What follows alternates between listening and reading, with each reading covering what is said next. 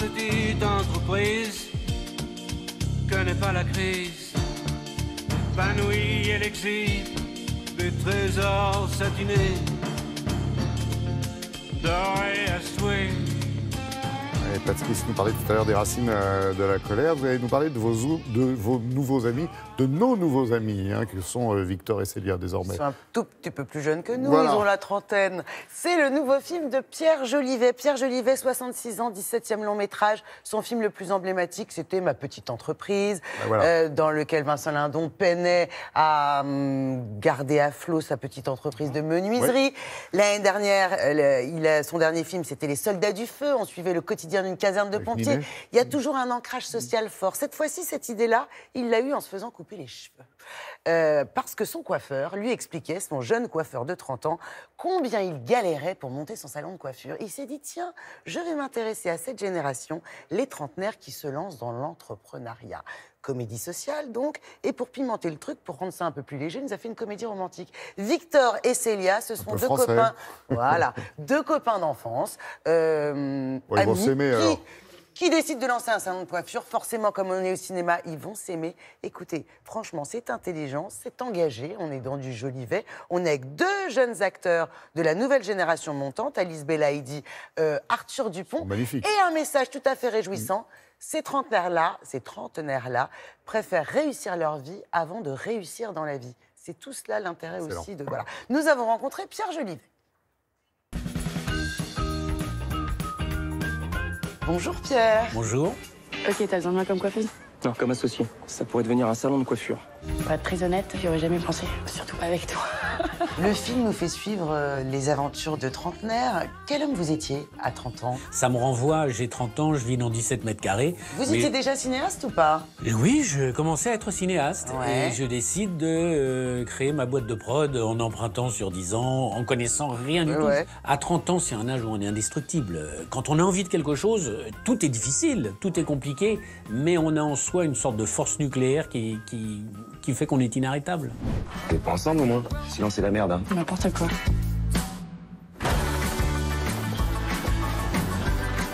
Je crois qu'on fait une grosse connerie là. Ouais. Au début du film, on est dans une comédie sociale avec une vraie toile de fond. Et très vite, on arrive dans une comédie romantique. Pourquoi? Parce que sans amour, on ne peut pas être heureux finalement? Non, ça m'amusait de confronter deux événements majeurs d'une vie. En fait, le moment où on crée sa boîte, quand on a 30 ans, c'est vraiment l'événement dont on se souviendra toute sa vie. Et le moment où on tombe amoureux, peut-être de la bonne personne. Et ça aussi, c'est un séisme. Ouais. Donc ça m'amusait de mélanger ces deux séismes et de donner l'occasion à deux petits coiffeurs de banlieue de vivre des grandes scènes de comédie romantique comme on en voit dans le cinéma américain, sauf que c'était... à l'époque, c'était un milliardaire qui rencontrait une danseuse ou une vedette de cinéma qui Ouais. rencontrait... Voilà.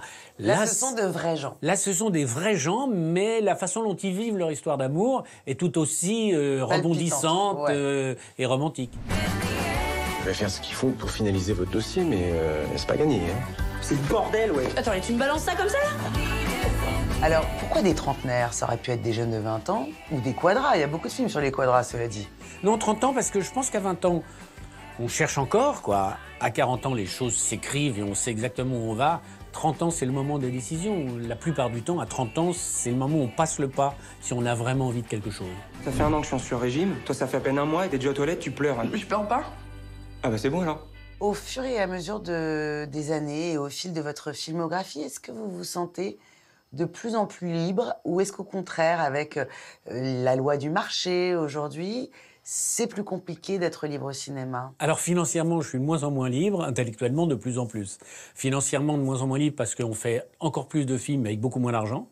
Donc le coût moyen des films a énormément baissé en France, ce qui est un peu une folie, parce que comment voulez-vous qu'on rivalise avec des Américains qui ont beaucoup d'argent en faisant des films avec le prix d'un téléfilm, c'est très très compliqué, mais par contre avec mon âge et ma carrière, intellectuellement je fais absolument ce que je veux sur un plateau et je peux m'amuser et je peux courir des risques et puis non, il y a une sérénité, c'est clair.